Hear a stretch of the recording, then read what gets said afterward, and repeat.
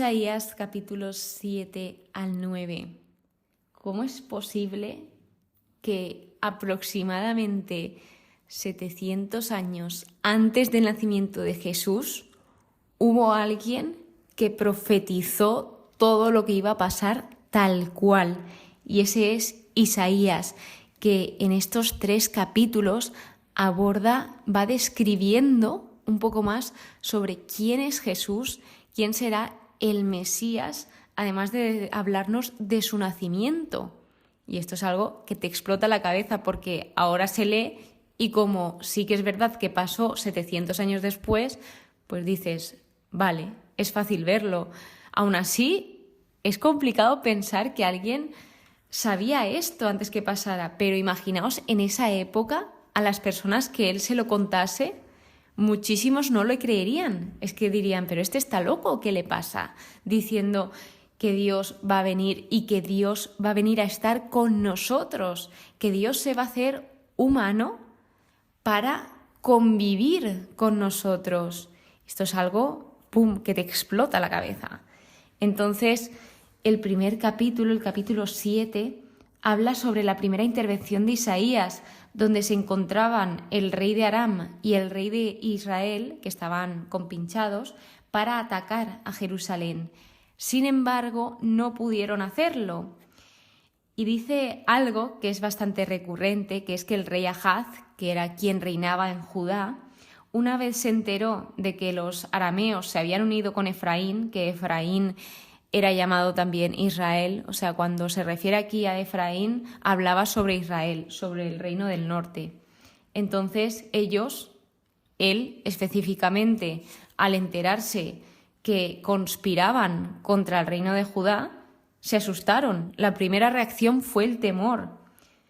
Sin embargo, después manda Dios a Isaías a salir con su hijo, que se llamaba Sear-Yashub, al encuentro del rey Ahaz.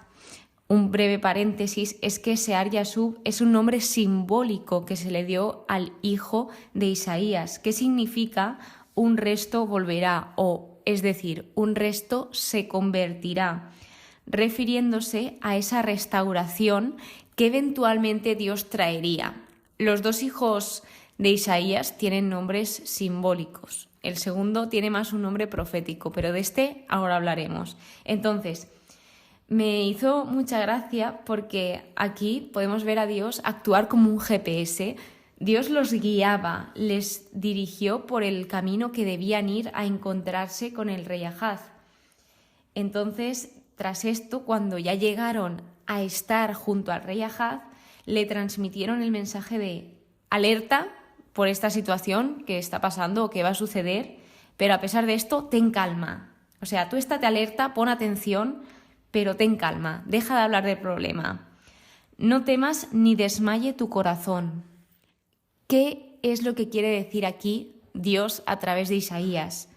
Que confiemos en Él, que confiemos en Dios, porque Dios está en control. Y por mucho que le demos vueltas a un problema, por mucho que nos preocupemos, nosotros no podemos controlar ese problema. Me refiero a problemas que se nos escapan de nuestras manos, que no podemos tener el control.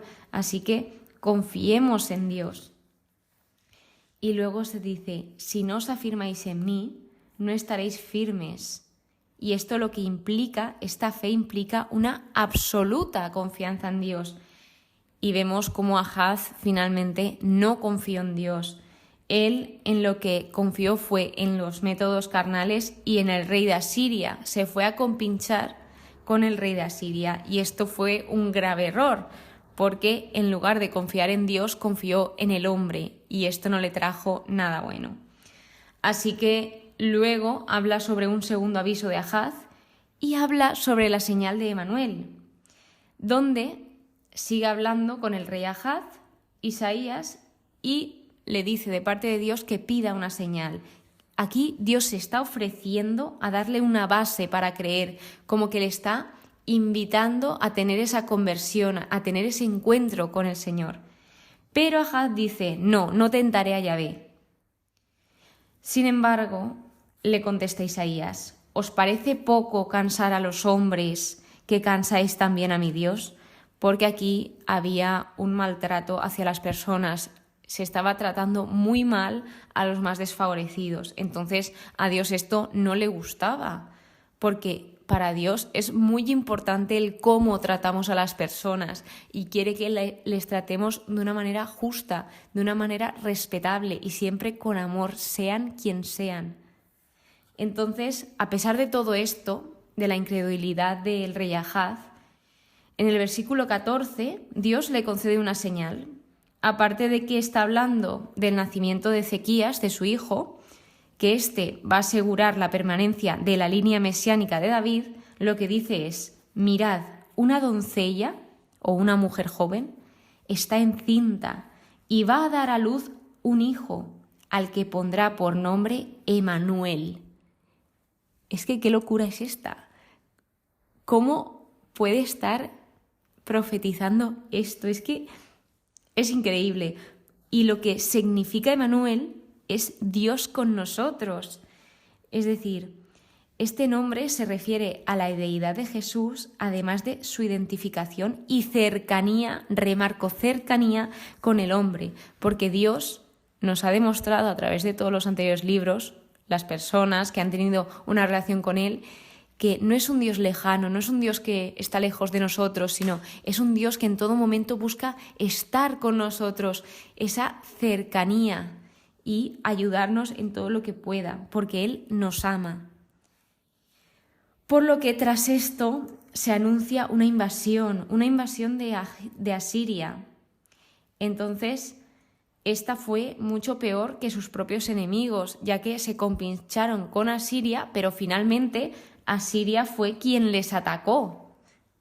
Ahí se ve traición. De modo que el capítulo 8 continúa narrando el nacimiento de un hijo de Isaías, de otro hijo que a este se le llamaba Maher Shalal Hashbaz.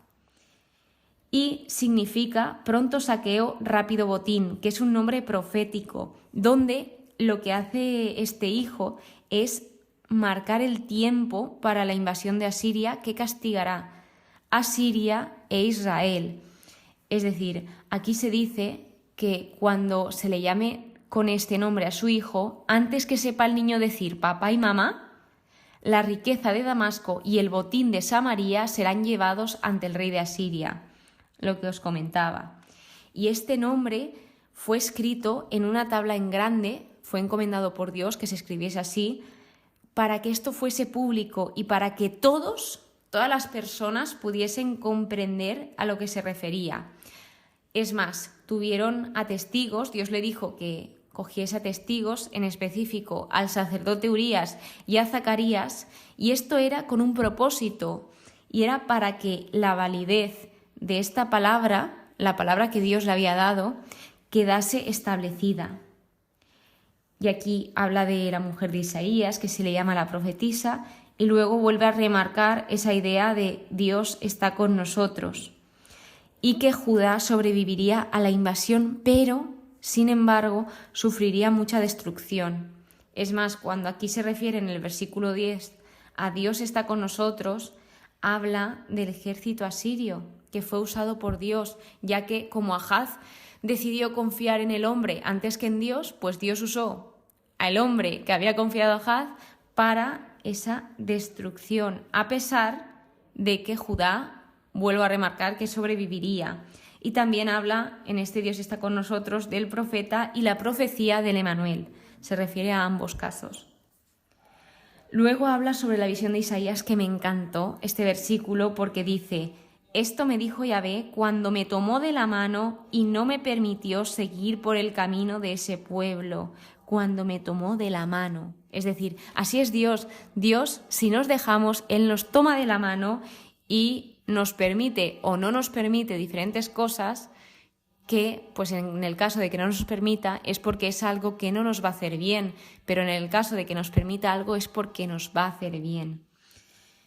Entonces, lo que se nos dice aquí es que, en resumen, que ni teman ni tiemblen, que confíen en el Señor. Vuelve a animar a que las personas confíen en Dios y que no confíen en lo que están viendo, ya que luego se nos cuenta que Israel y Siria no tenían éxito no iban a tener éxito en conquistar Judá, y los asirios, en quienes confiaban, los atacarían y les harían mucho daño.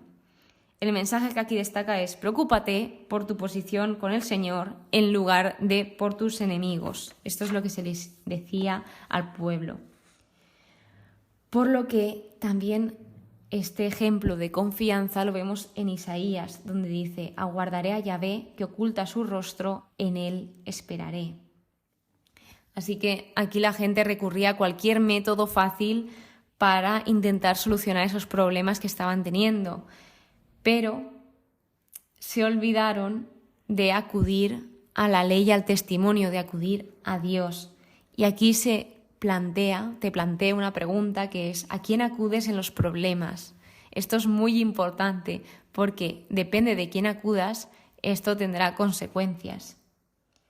Por último, en el capítulo 9 nos presenta a Jesús.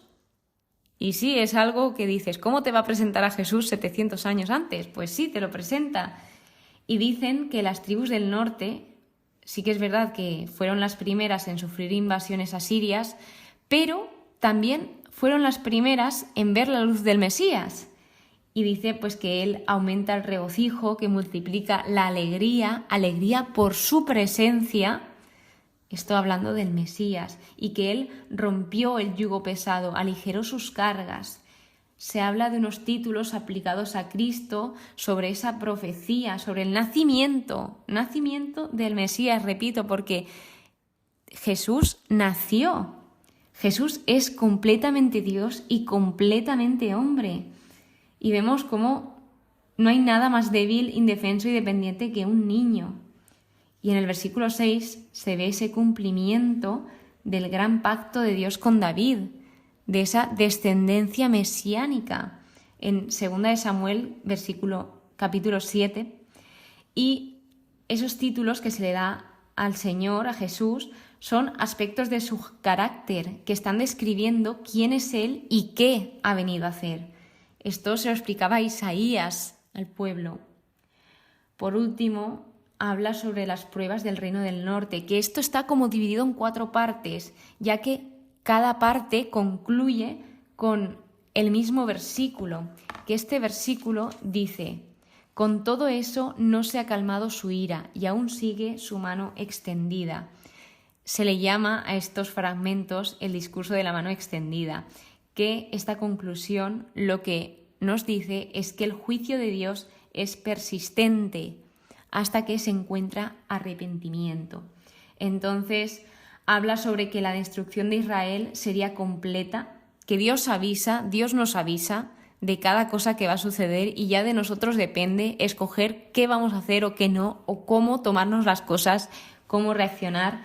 Dice que todo el pueblo podrá entenderlo, pero a pesar de todo esto, el pueblo no se volvió hacia el que le castigaba y no consultaron a Yahvé Sebaot. Es más, nos dice tristemente que atacaron a sus propios hermanos, que se rebelaron los unos contra los otros.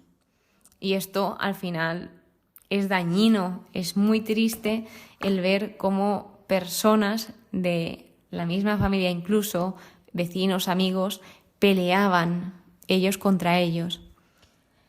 Así que bien, en conclusión, descubrimos un poco más sobre la figura de Jesús muchísimo antes de su nacimiento. Vemos cómo se le describe como maravilla de consejero, Dios fuerte, siempre Padre, príncipe de paz. Y sobre todo, esto que destaca, que Él nos ha nacido porque una criatura nos ha nacido, un hijo se nos ha dado, y además que viene a estar con nosotros, junto a nosotros, que nunca nos olvidemos de eso, de que Dios quiere estar cerca de nosotros y que respeta nuestra libertad, así que de nosotros depende acogerlo o no. Muchísimas gracias por estar aquí, muchísimas gracias por escucharme, espero que pases muy buen día y que Dios te bendiga.